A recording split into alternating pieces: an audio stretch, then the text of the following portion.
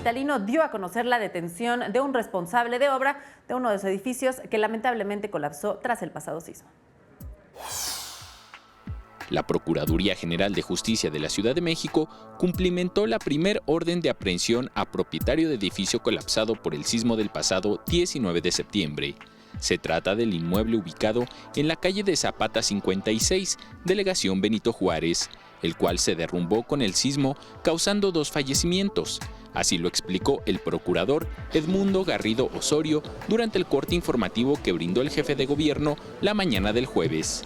Quiero decirles que el día de ayer en el Estado de México se cumplimentó la primera orden de aprehensión relacionada con este inmueble de un individuo del sexo masculino de 58 años de edad que ya se encuentra puesto a disposición del reclusorio sur del juez de control correspondiente.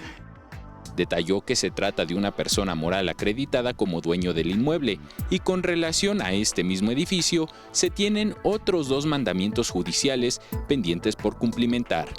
En cuanto al peritaje en ingeniería realizado al inmueble de Zapata 56, Garrido Osorio detalló que se concluyó el siguiente dictamen, por lo que se ha procedido a la búsqueda y detención de los probables responsables. La memoria de cálculo no corresponde a los planos estructurales.